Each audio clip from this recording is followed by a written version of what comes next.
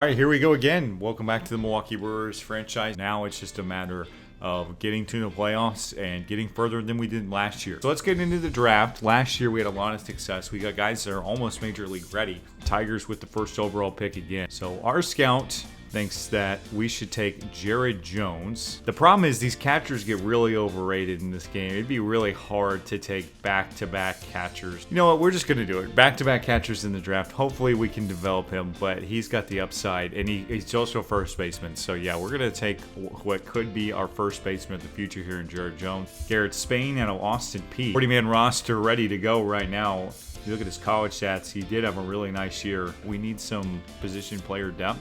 After taking the first round pitcher last year, let's go ahead and do it. Then our scout wants us to get another position player, shortstop, who looks like he's ready to go. Ricky Castro is the best available pitcher right now, more of a fly ball style guy out of Purdue. Castro is going to be our guy. Mar Johnson, Drew Jones, and Elijah Green go 1, 2, 3. As you can see, these guys did not demand much. We also get Benjamin Coles, who was somebody that our scout wanted anyway in that third spot. So actually a really good draft for us. And unfortunately, we lose Luis Ariz for 4 weeks. He's going to go on the shelf. That's going to hurt us. It is an unplayable injury. Still get him back, mid-August, but that is tough to lose his bat for that long. Mark Mathias is going to get the call from AAA to replace him on the roster. It came a little later than I thought it was, but we're taking care of business with the Cubs. We beat them twice there to start the series, and Brandon Woodruff completes the series win.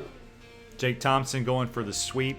4-game winning streak going into the break. The Cardinals are on an 8-game tear, but fortunately, our winning streak will keep them at bay. That is almost the best record in baseball, would it not be for the Dodgers. 15 straight wins for the Dodgers came to an end there in July. Goodness. All right, so we do get the All-Star Game roster, so let's first take a look at the prospect rosters. Eduardo Garcia, I think he made the team last year as well. Ty Madden also makes it. There is a good chance that you'll see Ty Madden make the roster at some point this year. Corbin Burns makes the team as a starter, along with Brandon Woodruff, who's going to get the ball to start the game. Very cool. Josh Hader makes it as the team's closer. Andrelton Simmons, after signing that big contract, ends up being the starting shortstop, along with Christian Yelich. Luis Ariz gets the nod as the starting third baseman, but again, he is injured. Big move as Corey Kluber gets selected to the All-Star team and then gets shipped to the Cardinals. Bounce back year for him. Something that we're going to have to deal with within the division. Miguel Sano finds his way over to the Rockies and benefits from Coors Field. He wins the home run derby over Luis Robert. Let's take a look at how our guys did against several players in the starting lineup, even Christian Yelich leading it off, replaced by former Brewer Trent Grisham after going 1 for 2. Josh Hader does not participate. So still a good showing for us. Andrelton Simmons also pinch hits and goes 0 for 1. Hard to believe that was Andrelton Simmons' first ever All-Star appearance. All right, so now it's time for the trade deadline. Going to do something a little different. As you can see, we have this massive series with the Los Angeles Dodgers on the road. The two best records in baseball going head-to-head. We draw Noah Syndergaard out of the gate. We are going to make our moves before this series. Chad Green is the best available player. The Yankees are struggling. He's on an affordable contract. New York all the way down in third place. Derek Fisher having a really tough year. Hasn't really found his spot as the fourth outfield. OPS plus below 50, and he's actually costing us win. Wade Beasley, a throw-in prospect to get this deal done. This is a very good trade. We get one of the best relievers in baseball. So Chad Green, our big acquisition, slots right into the back of this elite bullpen. Dodgers heading the wrong direction with 4 straight losses. We have won 4 straight games. Something's got to give here. We do fall 4-3. Now we're actually going to have to make a move. David Fletcher batting over 300 goes down with an injury. We're actually going to do something a little unconventional. Colton Wong was released by the Angels. They ate that terrible contract. We looked at Jeff McNeil. We even looked at Trevor Story. Colorado had to have Ty Madden in order to make the deal work.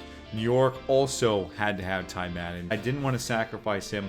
This makes a lot more sense. We also looked at Hanser Alberto from the Royals. He fall once more. So another 1-run game. Just a tough break there on the road. And how about that trade? We get Shohei Ohtani and we bring back Colton Wong. We're also going to make another move that's kind of under the radar. Catchers really turned into a position of weakness for us. Austin Barnes has dropped to a 22 overall. We're going to go a little more offensive. The Yankees are again wanting to move Gary Sanchez. Not very well rated at this point in the game anymore, but he's still a very good offensive player on a very cheap contract. They're willing to take 75% of it. We're going to go ahead and give them a catching prospect to make this happen and move on from Austin Barnes. This is huge for us to possibly take a game from them in the regular season series. Both pitchers cruising here into the fourth. Big spot for us with Mark Mathias up. RBI ground out for him. Zach McKinstry with just the second hit of the ball game off with Jake Thompson makes it 2-1 Dodgers. RBI sac fly. And now we'll go ahead and pinch hit Jake Thompson. His day is done. Gary Sanchez will make his Brewers debut in a big spot. Sanchez gives that one a ride, but it is captured by Mookie Betts. Now Chad Green coming on for his Brewer debut. Not going as we would like. Couple of hits, nobody away. He gives up the lead. RBI single for Zach McKinstry, so a really rocky debut for Chad Green. Top of the ninth, our last hope, trying to avoid getting swept by the Dodgers. Ryan Braun pinch hitting, and we do fall to the Dodgers. We lose the series 3-0. Smart Mathias is not working out. We're going to go ahead and send him down. Jonathan VR is a guy who has seen success in Milwaukee before. And when you take a look at VR's numbers in AAA, very, very solid. Also, with our 3-game losing streak, the Cardinals have pulled within 3 games of first place. So let's try to finish off the Cubs to end the month here. We're back on track in a little wiggle room as we take on the Dodgers again. Los Angeles has taken 4 out of 4 against us so far this year. That is not playing well. Corbin Burns finally gets us in the win column, 3-1. It takes a 2-run home run from Keston here, but Jonathan VR comes up in a huge spot for us. Again, just a depth signing. He's been great since we called him up. 2 homers and 5 RBI at the top of the order. All right, last thing of the episode, taking on the Dodgers, trying to win this home series. Off to a great start there.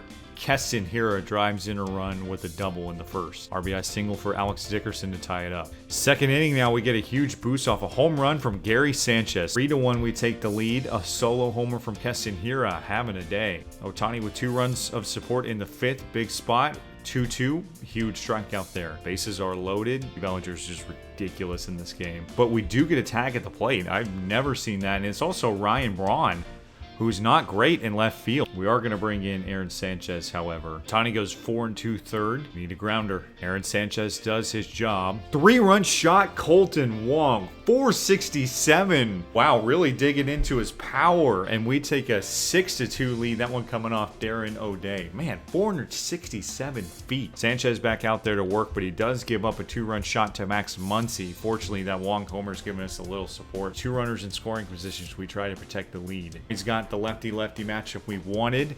Max Muncy with 2 away. A huge, huge job by Eric Lauer to pitch around the threat. We still lead 6-4. Kevin Ginkel coming in the ball game as we try to close out the Dodgers. Josh Hader coming in to finish the job. 1 away as Kane makes a put out there now. Lefty-lefty. This is a matchup we want, and Bellinger finally goes down. Jeez, I feel like that's the first time we've ever gotten Cody Bellinger out. There we go. So Hader induces the ground out. He picks up the save.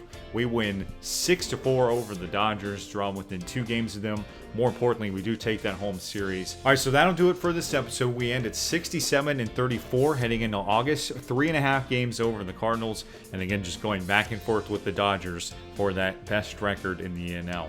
Let me know what you thought about our trade deadline acquisitions, picking up Chad Green along with Gary Sanchez and signing Colton Wong, bringing up Jonathan VR. We will see you for the stretch run and the first playoff matchup in the next episode. Let me know what you thought. Hope you enjoyed. Hope it brightened your day. We'll see you next time.